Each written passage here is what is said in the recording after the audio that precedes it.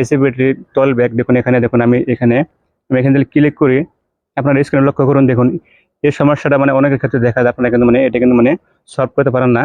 তো এটাকে আপনারা কীভাবে বন্ধ করবেন সেটা আজকে আমি আপনাদেরকে দেখিয়ে দেবো। দেখুন আমি যদি এখানে ক্লিক করি, এখানে ক্লিক করার পরে দেখুন মানে স্ক্রিনে মানে কাম করতেছে না, মানে আমি এখানে ক্লিক করবো, ক্লিক করলে কিন্তু মানে স্ক্রিনে মানে কাম করতেছে না। আবার এখানে ক্লিক করি, দেখুন এখানে ক্লিক করলে কিন্তু মানে কাম করতেছে না।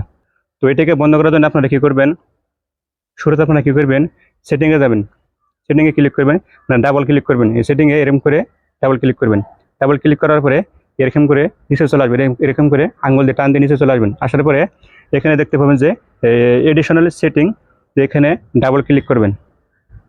ওখানে ডাবল ক্লিক করার পরে আবারও এখানে দেখতে পাবেন যে এসিবিলিটি, তো এখানে ক্লিক করবেন। ক্লিক করার পরে আবার এখানে ডাবল ক্লিক করবেন।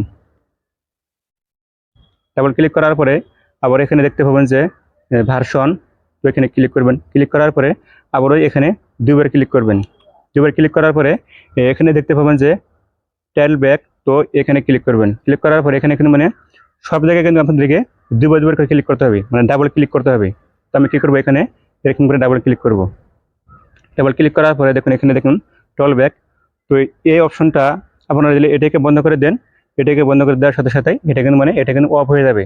তো আপনারা কী করবেন, এখানে ক্লিক করবেন, ওখানে ক্লিক করার পরে আবার এখানে ডাবল ক্লিক করবেন। ডাবল ক্লিক করার পরে এখানে দেখতে পাবেন যে স্টপ, তো স্টপ এখানে ডাবল ক্লিক করে দেবেন। দেখুন এটা কিন্তু মানে অফ হয়ে গেছে। এবার আমি ব্যাক চলে আসবো। আসার পরে এখন দেখুন মানে আমার সেই অপশনটা কিন্তু নাই, এখানে কিন্তু চলে গিয়েছে। তো আপনারা এরকম করে এই অ্যাসেবিলিটি টল ব্যাক আপনারা সমস্যাটা সমাধান করতে পারবেন।